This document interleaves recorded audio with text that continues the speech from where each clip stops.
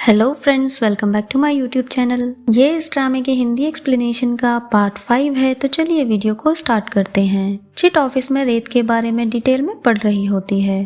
तभी सभी एम्प्लॉय वहां से उठकर चले जाते हैं। जब चिट ये देखती है तो उसे मीटिंग के बारे में याद आता है। मीटिंग में रेत सभी एम्प्लॉय से कंपनी के बारे में डिस्कस कर रहा होता है।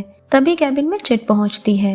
मीटिंग के बाद चिट रेत से बात करने की कोशिश करती है, बट रेत उससे काफी रूड बिहेव करता है, जिससे चिट को काफी अजीब लगता है। नेक्स्ट सीन में चिट कैट के कैबिन में उससे मिलने जाती है।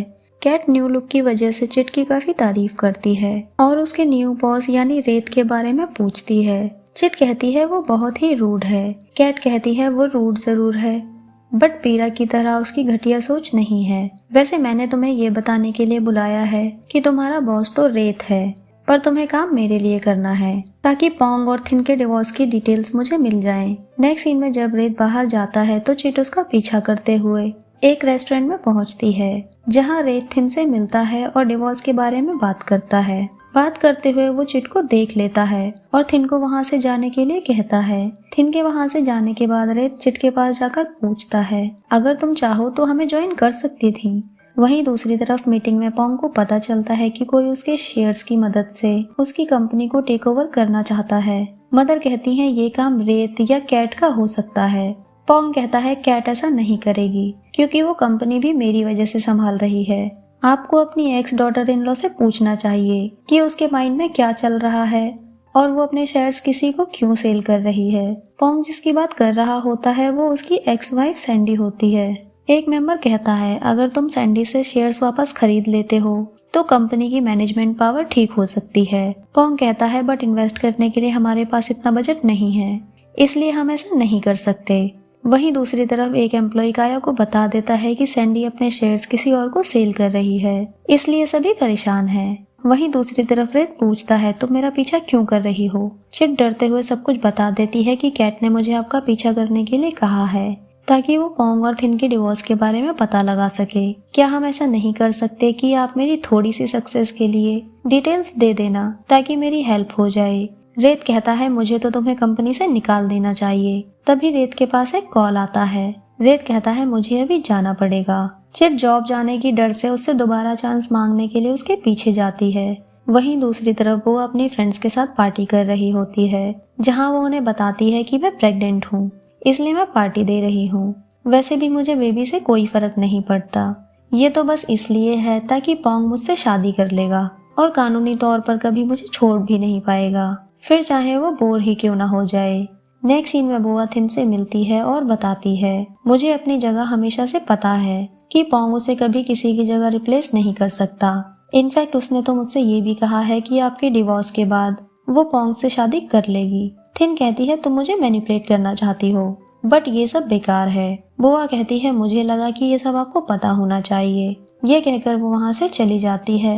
नेक्स्ट सीन में रेत पुलिस स्टेशन में अपने किसी फ्रेंड की बेल कराने आता है, पर ऑफिसर उसकी बेल करने से मना करने लगता है। तभी वहाँ चिट भी होती है, जो उसकी वीडियो रिकॉर्डिंग कर रही होती है और ऑफिसर से बात करने लगती है, जिसकी वजह से रेत उससे इम्प्रेस हो जाता है और रेत की प्रॉब्लम भी सॉल्व हो जाती है।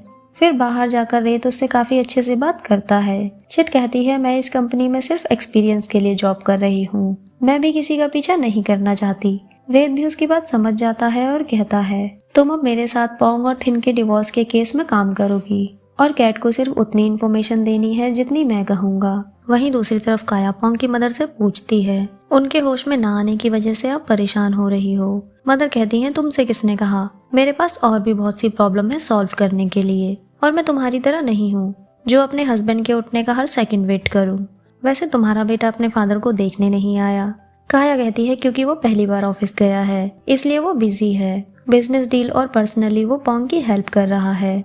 मदर कहती है, मुझे तुम्हारे बेटे पर ट्रस्ट नहीं है, पता नहीं वो मेरे बेटे के साथ क्या करेगा। काया कहती है, इस बात से तो मैं खुद परेशान हूँ कि पोंग पता नहीं रेत से कब और क्या एडवांटेज लेगा। मदर कहती है, मेरा बेटा क्यों फायदा उठाएगा रेत का? काया कहती है, सॉरी मैं परेशान थी इसलिए ये सब कह दिया, और कोई किसी का फायदा नहीं उठा सकता क्योंकि हम एक ही फैमिली से हैं। नेक्स्ट सीन में कैट पूछती है, क्या पोंग की मदर ने हमसे पहले शेयर्स खरीदे हैं? नारंग कहता है, हाँ, क्योंकि उन्होंने वहाँ वैल्यू से ज्यादा पैसे पे किए हैं, पर तुम तो श्योर थी कि उनके पास इतना पैसा नहीं है। तुम्हें पता है मैंने कितने पैसे इन्वेस्ट कर दिए हैं इस बिजनेस में। तुमने मुझसे प्रॉमिस किया था कि बुनाया ग्रुप को हम टेक ओवर करेंगे। कैट कहती है मुझे कुछ सोचने दो, क्या करना है। नारंग पूछता है क्या मैं तुम पर ट्रस्ट कर सकता हूँ। कैट कहती है अगर तुम चाहते हो कि तुम्हारा पैसा ना डूबे तो तुम्हें मुझ पर बिलीव करना पड़ेगा, क्योंकि तुम्हारे पास कोई और चॉइस ही नहीं है। नेक्स्ट सीन में पॉन्ग पूछता है इतने पैसे कहाँ हैं आपके पास जो और शेयर्स खरीदे जाएं। मदर कहती हैं इससे तुम्हें कोई मतलब नहीं है कि मैं कहाँ से इन्वेस्ट करूंगी, बस इतना समझ लो कि मैं कंपनी को बचा लूंगी। पॉन्ग कहता है मुझे पता है कि आप सब कुछ अंडर कंट्रोल कर सकती हो। पॉन्ग को पता नहीं चलना चाहिए कि तुमने मुझे पैसे दिए हैं। काया कहती है आप टेंशन मत लो, बस हमें कंपनी बचानी है। मैं अपनी प्रॉपर्टी सेल कर दूंगी जो रेत के फादर ने मुझे दी थी।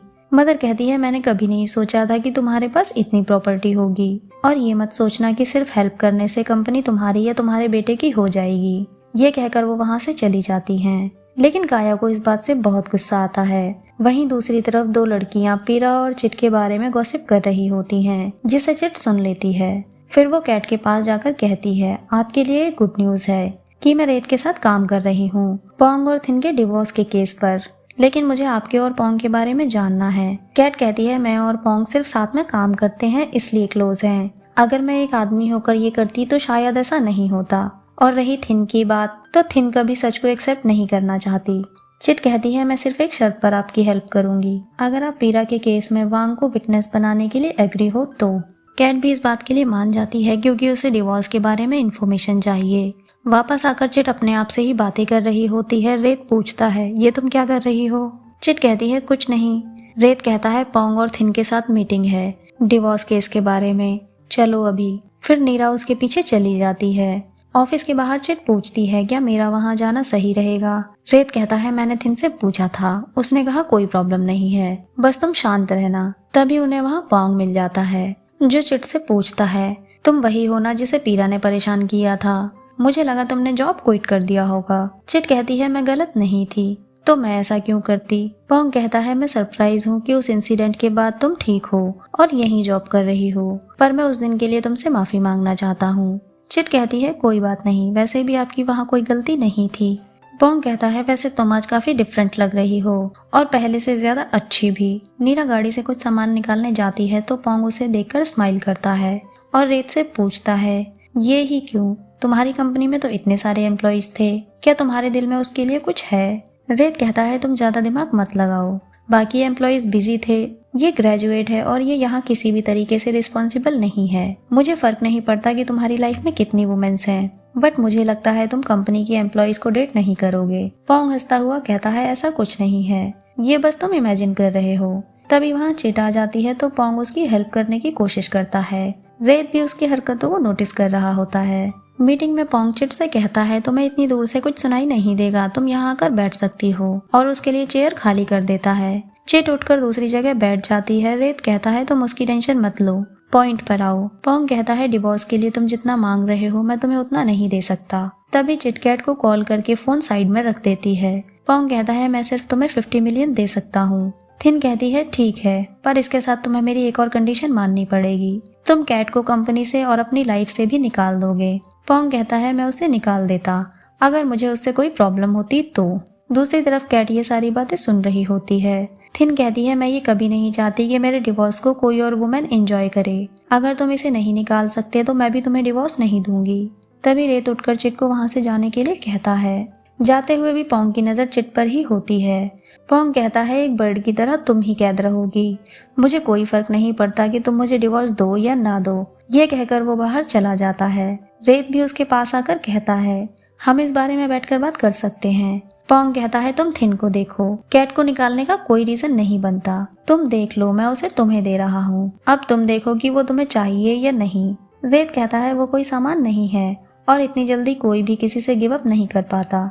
पॉन्ग कहता है ये तो तुम्हें सोचना है कि तुम उसे संभाल सकते हो या नहीं। रेत गुस्से में पॉन्ग का कॉलर पकड़ लेता है और उसे मारने वाला होता है, पर तभी वहाँ थिन आकर उसे रोकती है। फिर भी पॉन्ग को कोई फर्क नहीं पड़ता और वो स्माइल करके वहाँ से निकल जाता है। फ्रेंड्स, अगर आपको ये वीडियो अच्छी लगी है तो प्लीज वीडियो को लाइक करें, चैनल को सब्सक्राइब करें, न्यू अपडेट के लिए नोटिफिकेशन बेल आइकन को प्रेस करें। मिलते हैं नेक्स्ट वीडियो में, तब तक के लिए बाय बाय।